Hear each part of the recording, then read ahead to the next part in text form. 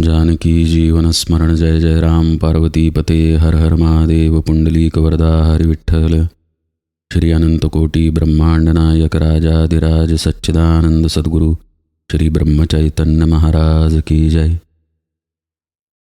श्री महाराजांच्या सेवेमध्ये आपण दासबोधाची उजळणी पाहत असताना परवापासून सिद्ध लक्षण समास सुरू केला. साधक लक्षणाच्या शेवटी श्रोत्यांनी जो प्रश्न उपस्थित केला त्याचं अत्यंत सखोल उत्तर समर्थांनी दिलं आणि आता ते सिद्ध लक्षण सांगतायत. साधू वस्तू होऊन ठेला, संशय ब्रह्मांडा बाहेरी गेला, निश्चये चळेना ऐसा झाला या नाव सिद्ध. पहिलीच सिद्ध लक्षणाची ओवी, पण सगळं काही सांगणारी. इथे वस्तू म्हणजे आपला आत्मा आणि सिद्ध ज्या आत्मस्थितीमध्ये संशयाशिवाय निश्चयानं टिकून असतो त्याला दिलेली उपमा म्हणजे संशय ब्रह्मांडाबाहेरी जाणं. हा निश्चय टिकवून धरण्याचा अभ्यास साधक दशेमध्ये आहे आणि हा निश्चय जेव्हा स्वभावच बनतो तेव्हा ती सिद्ध दशा आहे. मग त्याला समर्थ शब्द वापरतात, निश्चय चळेना ऐसा झाला या नाव सिद्ध. आत्मवस्तूची स्थिती ही कदापि न बदलणारी असते, पण न बदलणाऱ्या स्थितीमध्ये राहणं हे देहाच्या मार्फत ज्यानं सिद्ध केलेलं असतं तो सिद्ध असतो. साधना करण्यासाठी देहाचं माध्यम वापरलं जातं, पण प्रत्यक्ष जो आत्मा आहे तो साधन साध्य याच्या पलीकडचा आहे.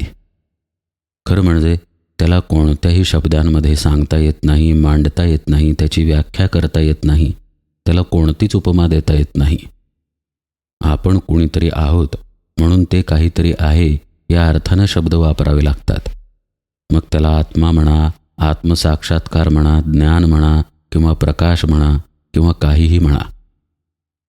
ती शब्दयोजना जी केलेली आहे ती मुळात आपल्या सोयीसाठी आहे, समजण्यासाठी आहे. आत्मा हा समजण्याच्या आणि न समजण्याच्या पलीकडचा आहे. आपण पहा, व्यवहारामध्ये काहीतरी समजलं असं केव्हा म्हणतो? जेव्हा ती कल्पना आपल्या बुद्धीला कळते तेव्हा आपण समजलं असं म्हणतो. आपल्याला समजायच्या आधी ती वस्तुस्थिती होतीच की. समजा आपल्याला एक लहान मूल आहे, अजून ते शाळेत गेलेलं नाही. ते शाळेत गेल्यानंतर 2+2 4 ही वस्तुस्थिती जन्माला येत नाही. 2+2 4 ही वस्तुस्थिती आहेच.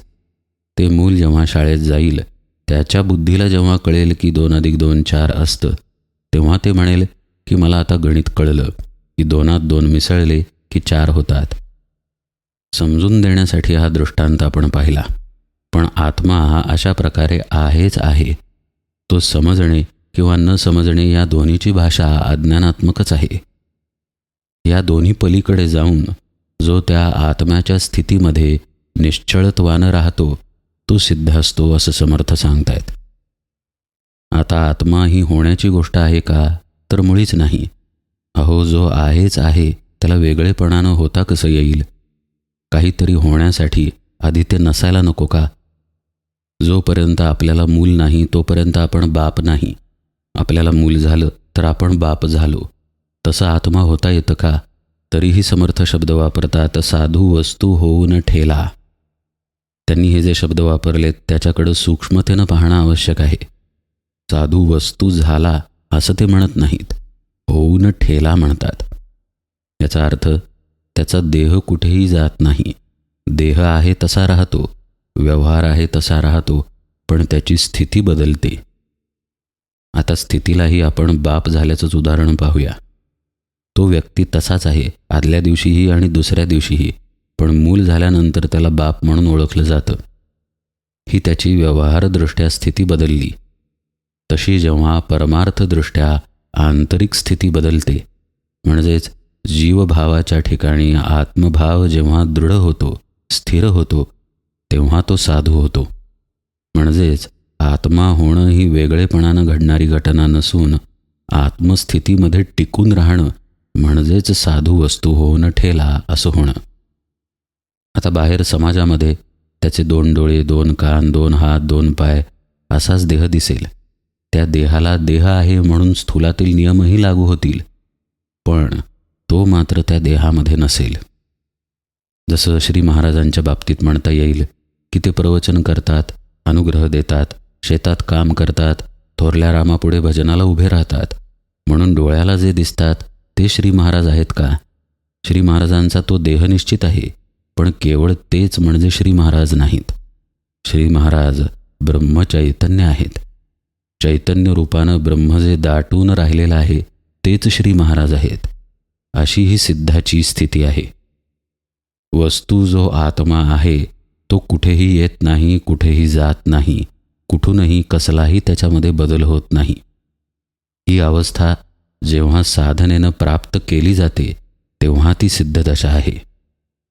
म्हणजे खरं सांगायचं झाल्यास जीवाच्या ज्या मर्यादा भ्रमरूप असतात त्या सर्व मर्यादा गळून पडून जीव त्याच्या मूळ स्वरूपामध्ये विलीन होऊन जातो. याचा परिणाम म्हणून त्याच्या देहावरती काही खुणा दिसतील, जसं की समाधान, शांती, आनंद, प्रसन्नता वगैरे वगैरे. त्याच्या आवारात गेल्यानंतर लोकांनाही प्रसन्न वाटेल, पण हे सगळे परिणाम झाले. त्याची स्थिती आहे म्हणून ते परिणाम आहेत. जसं समजा कडक उन्हाळ्याचे दिवस आहेत, दुपारी 12च्या उन्हामध्ये आपण उभे राहिलो तर आपल्या अंगाला ऊन पोळणारच आहे. सूर्य आहे त्याचा परिणाम म्हणून आपल्याला दाह जाणवतो. त्या पद्धतीनं जो सिद्ध आहे तो लक्षणरूपानं बाहेर प्रगट होतो. होईलच असंही नाही. एखादा लपून राहिला, समाजाभिमुख झालाच नाही तर त्याचं लक्षण दिसूनही येणार नाही. पण जो समाजात आहे तो लक्षणरूपाने राहतो म्हणून समर्थ ठेला हा शब्द वापरतात. पण त्याची आंतरिक स्थिती मात्र वस्तू होऊन अशी असते. आता संशय ही गोष्ट पण पाहायला पाहिजे, कारण संशय ब्रह्मांडाबाहेर गेला असं उपमे दाखल समर्थ म्हणतात खरं, पण समर्थांनी दिलेली ही उपमासुद्धा पुष्कळ काही सांगणारी आहे. हा संशय मुळात आला कुठून? आपण व्यवहारातलं उदाहरण पाहूया. समजा आपल्याजवळ एखादी वस्तू नाही तरीही ती आहे असं वाटत असेल तर तो संशय आहे. किंवा त्याच्या उलट समजा एखादी वस्तू आहे तरीही आपल्याला वाटत असेल ती नाही तरी तो संशयच आहे. आपल्या गाडीची किल्ली हरवते पहा. हरवते म्हणजे काय? आपल्या दृष्टीला आत्ता ती दिसत नाही आहे म्हणून आपल्या दृष्टीनं ती हरवली आहे. वस्तुतः किल्ली जिथं असायला पाहिजे तिथेच आहे. आपणच गडबडीत घरी आलो काल संध्याकाळी, किल्ली टेबलवरती ठेवली. आता टेबलवरती किल्ली आहे ती न बघता त्याच्यावरती कोणीतरी पेपर ठेवला. दुसऱ्या दिवशी आपण किल्ली शोधायला लागलो. आपल्या लक्षात नाही की आपण किल्ली कुठं ठेवली होती. त्याच्यावर पेपर आला की नाही ही पुढचीच गोष्ट झाली. आज आपण आत्ता असं म्हणतो की किल्ली हरवली, पण किल्ली जशी आहे तिथेच आहे, आपणच ठेवलेली आहे. फक्त आता ते विस्मृतीत गेल्यामुळं आपण म्हणतो की किल्ली हरवली. म्हणजे किल्ली हरवली आहे हा आपल्यातील संशय आहे. तशाच पद्धतीनं आपलं स्वरूप आपल्या सापेक्ष हरवलेलं आहे आणि हा आपला संशय आहे. आता ती किल्ली कुठे ठेवली हे सद्गुरूंना माहीत असतं. त्याच्यावरती काय जमलेलं आहे तेही सद्गुरूंना माहीत असतं. सद्गुरू किल्लीची जागा दाखवतात. तुझं काय हरवलंय आणि कुठं हरवलंय पहा आणि त्याच्यावरती काय काय जमलंय ते पहा. मग ते दूर करायला साधनाही देतात. ज्यानं ती साधना केली, टेबलपाशी गेला, किल्लीचा पत्ता माहीत होता म्हणून टेबलपाशी गेला, वरती ठेवलेला पेपर त्यानं बाजूला केला आणि आपलीच किल्ली आपल्याला प्राप्त करून घेतली, तो सिद्ध असतो. म्हणजे काय? तर स्वरूपाच्या बाबतीत जो संशय आहे की मी म्हणजे जीव, मी म्हणजे देह, हा संशय ज्याचा ब्रह्मांडाबाहेर गेला आहे तो सिद्ध होतो. ब्रह्मांडाबाहेर संशय जाणं ही उपमासुद्धा 2 प्रकारांनी समर्थांनी वापरली आहे. त्याचा एक साधनेतील अर्थ आहे आणि एक उपमेतील अर्थ आहे. ब्रह्मांडाबाहेर संशय गेला म्हणजे तो परत न येण्यासाठीच गेला, काही काळासाठी नाही. काही काळासाठी ज्याचा संशय जातो ती साधक दशा आहे. साधनेमध्ये असा अनुभव येतो की देहाची स्मृती नाही, देहाची जाणीवच नाही, तरीही आपण आहोत. मनामध्ये कोणताही शब्द नाही, वृत्तीमध्ये कोणताही तरंग नाही, चित्तामध्ये कसलीही हालचाल नाही, तरीही आपण आहोत. या अत्यंत शांत अवस्थेमध्ये साधकाला जो आत्मशांतीचा स्पर्श होतो तो सुद्धा खरं म्हणजे संशय जाणच आहे. पण ही त्याची अवस्था टिकून राहत नाही. तो पुन्हा जीवभावावरती येतो, पुन्हा देहभावावरती येतो. त्यामुळे ती साधक दशा आहे. तरीही तो पुन्हा पुन्हा सद्गुरुपदिष्ट साधनेनं या अवस्थेमध्ये जात जात या अवस्थेच्याही पलीकडे म्हणजे तुर्येला ओलांडून उन्मनीमध्ये जातो. उन्मनी अवस्थेत त्याला आत्मसाक्षात्कारही होतो. तो आत्मसाक्षात्कारही शेवटी पचवावा लागतो. म्हणजे मी आत्मा हे आता वृत्तीशिवाय कळलेलं आहे, पण ते कळलेलं पचणंही महत्त्वाचं असतं. ज्यानं ते पचवलेलं आहे तो सिद्ध दशेमध्ये जातो. लक्षात घ्या, इथं देहाच्या अंगानं कळत नाही की मी आत्मा आहे. देहाचा तिथे काहीही संबंध नाही. जर सगळेच आत्मा असतील तर मी पण आत्मा आहे, तर आता मी पण संतत झालो, हे देहभावाच्या अहंकाराच्या अंगानं अर्थ काढणं झालं. अशा प्रकारे झालेलं हे आत्मज्ञान असत नाही. हे आत्मज्ञान वृत्तीशिवाय, मनाशिवाय, बुद्धीशिवाय, तर्काशिवाय झालेलं असतं. आत्म्यालाच आत्मा कळलेला असतो आणि देहामध्ये केवळ तो निमित्त म्हणून थांबलेला असतो. ही दशा पचवण्यासाठी त्याला पुन्हा काळ द्यावा लागतो, पुन्हा साधन करावं लागतं, पुन्हा सद्गुरूंच्याच मार्गदर्शनाखाली, त्यांच्याच छायेखाली राहावं लागतं. असं जेव्हा पूर्ण होऊन साधक दशा संपते तेव्हा सिद्धावस्था प्राप्त होते, ज्याला समर्थ संशय ब्रह्मांडाबाहेर जाणं असं म्हणतात. म्हणजे आता तत्वतः आपण विचार करूया. ज्या आत्मशांतीला साधकानं स्पर्श केला, मग असे आपण विषय पाहिला पहा की आपल्या देहाची, मनाची वगैरे जाणीव नाही तरी आपण आहोत अशी शांत दशा साधकानं भोगली. त्या आत्मशांतीलाच जो वाढवत वाढवत आत्म्यापर्यंत पोहोचलेला आहे तो सिद्ध आहे. म्हणजे वेगळं काही त्यानं केलेलं नाही, साधक दशाच वाढवत वाढवत सिद्धावस्थेपर्यंत नेलेली आहे. हे जे घडणं आहे ते संपूर्णपणे आपल्या आत असलेल्या ब्रह्मांडामध्ये घडतं आणि ही घडलेली स्थिती जेव्हा त्या ब्रह्मांडाला पार करते तेव्हा सिद्धदशा येते. आणि हे ब्रह्मांड आहे आपल्याच आत असलेलं चिदाकाश. आता संशय ब्रह्मांडाबाहेरी गेला याचा साधनेतील अर्थ आपण थोडा पाहूया. या चिदाकाशामध्ये ज्योतिस्वरूपानं आपला आत्मस्वरूप स्थिर आहे, स्थित आहे. जसं एखाद्या गोष्टीची स्थापना केल्यानंतर मूर्ती त्या ठिकाणी असते पहा. आपण रामाच्या मूर्तीची स्थापना करतो आणि रामाला नमस्कार करायचा म्हणून त्या मूर्तीला नमस्कार करतो. वस्तुतः राम सर्वत्र व्यापून आहे, कणाकणामध्ये भगवंत आहे, पण आपल्यासाठी आपण त्या मूर्तीमध्ये त्याला पाहतो. हे जसं सगुणाच्या बाबतीत आहे तसं आत्मतत्व चराचरामध्ये जरी व्यापून असलं तरी त्या देहासाठी त्याच्या चिदाकाशामध्ये ज्योतिरूपानं ते स्थित असतं, प्रतिष्ठित असतं. हे प्रतिष्ठित असलेलं आत्मस्वरूप जेव्हा वेगळेपणानं कळतं ती तुर्य अवस्था आहे. म्हणजे तुर्येमध्ये द्वैतानं समजतं की मी आत्मा आहे. या तुर्येला ओलांडण्याचा अभ्यासही साधक दशेमध्ये घडतो. समर्थांनी ओवी सांगितलीच होती, मी पण मागे सांडिले, स्वये आपणास धुंडिले, तुर्येसही ओलांडिले या नाव साधक. पण साधकाचं कसं होतं, तो तुर्या ओलांडतो पण पुन्हा तुर्येमध्ये आणि पुन्हा त्याच्या अलीकडे येतो आणि पुन्हा देहभावावरती येतो. म्हणजे तुर्येला ओलांडण्याचा अभ्यास तो सतत करत राहतो. करत करत कायमस्वरूपी तुर्येला ओलांडून जो उन्मनीमध्ये शिरला तो सिद्ध आहे. हा साधक आणि सिद्धातील मूलभूत फरक आहे. आता तुर्येमध्ये जर आत्मस्वरूपाला वेगळेपणानं पाहणं असेल तर उन्मनीमध्ये अर्थातच ते आत्मस्वरूपाकार होणं आहे. म्हणजे काय झालं, ज्योतिस्वरूप असलेल्या आत्म्यामध्येच तो विलीन झाला. म्हणजे तिथं दोन कुणी उरलं नाही. यालाच वेगळ्या शब्दामध्ये जीवनज्योत आत्मज्योतीमध्ये विलीन होणं असं म्हणतात किंवा जीवाशिवाचं मिलन होणं असं म्हणतात. एकूण काय, तिथे केवळ आत्मस्वरूप आता शिल्लक राहिलं, दुसरं वेगळेपणानं कुणीही तिथं उरलं नाही. मग चिदाकाश या संज्ञेला काय अर्थ राहिला? त्या अवस्थेमध्ये चिदाकाशही राहिलं नाही, केवळ आत्माच राहिला.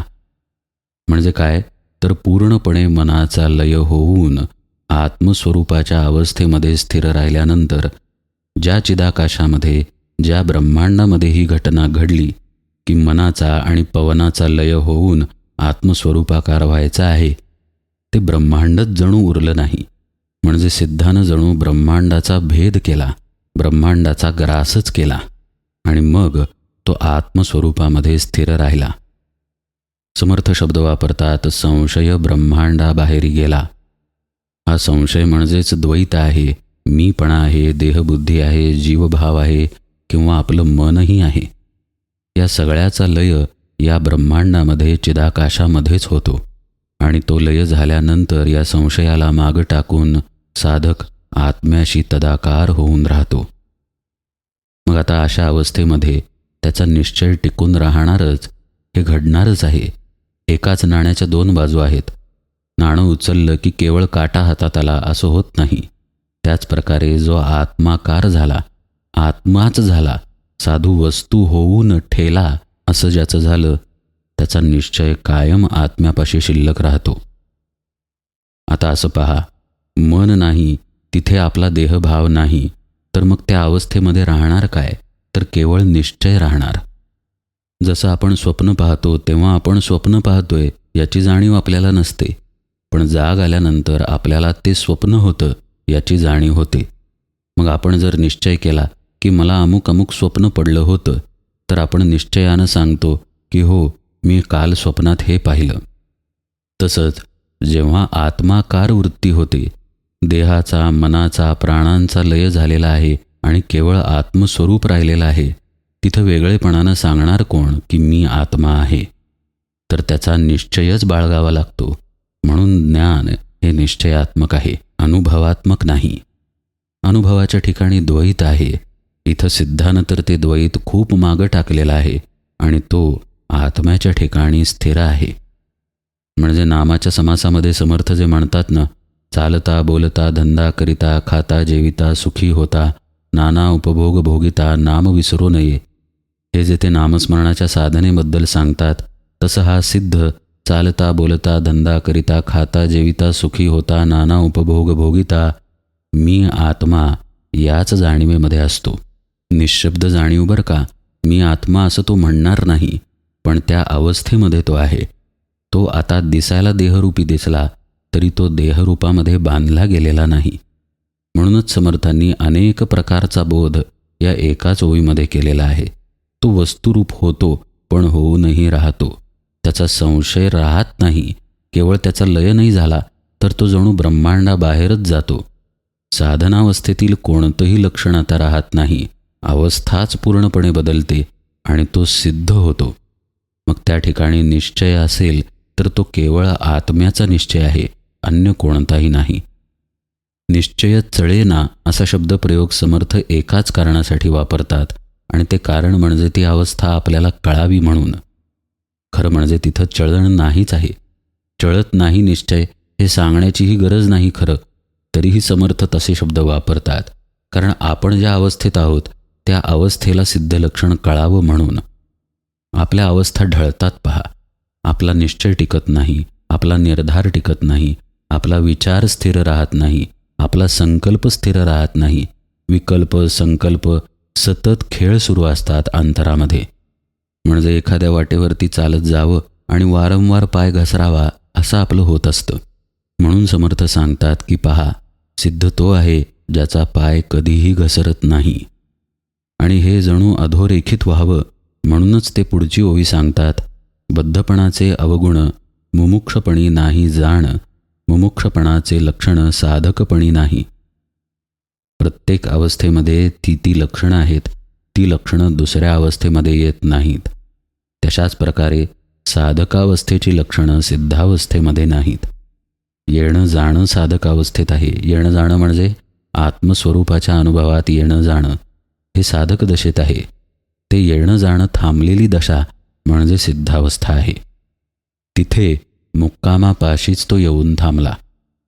आपण एखाद्या गावी जातो, त्या गावाचा पत्ता माहीत नसेल तर नकाशा लावतो, मग गुरुही भेटतो, पण पत्ता शोधत शोधत गावाला जोपर्यंत जात नाही तोपर्यंत आपण गावाची वाट धरलेली असते. पण गावाला पोचल्यानंतर आपण पोहोचलो असा शब्द वापरतो. म्हणजे प्रवासाची लक्षणं मुक्कामात नाहीत आणि मुक्कामाचं लक्षण प्रवासामध्ये नाही. तशा प्रकारे या सर्व अवस्था आहेत, बद्ध, मुमुक्षु, साधक आणि सिद्ध. आत्मा जो आहे तो मात्र या कोणत्याही दशेत बदलत नाही. बद्धाचा जो आत्मा आहे तोच सिद्धाचा आत्मा आहे मुमुक्षूचा जो आत्मा आहे तोच बद्धाचा किंवा साधकाचा आहे. आत्म्यात कोणताच बदल नाही. प्रवास करणारा मात्र बदलत बदलत आत्म्यापर्यंत जातो आणि आत्माच होऊन राहतो. इथेही पहा, राहतो असा शब्द वापरला कारण समर्थच म्हणतात साधू वस्तू होऊन ठेला. केवळ लक्षण रूपानं तो उरलेला आहे आणि लक्षणंसुद्धा प्रतीत होत आहेत बाहेर, कारण देह धरलेला आहे म्हणून. आत्मा मात्र सर्व लक्षणांच्या पलीकडचा असल्यामुळं सिद्धसुद्धा लक्षणांना खरं पाहता ओलांडूनच जातो. पण आपल्याला लक्षणं सांगितल्याशिवाय ती अवस्था कळणार नाही, म्हणून समर्थ सिद्ध लक्षणं सांगत आहेत. आता पुढे समर्थ काय सांगतात तो भाग उजळणीमध्ये आपण विस्तृतपणे पाहूया. आज निरूपण सेवेला इथेच विराम देतो. जानकी जीवन स्मरण जय जय राम.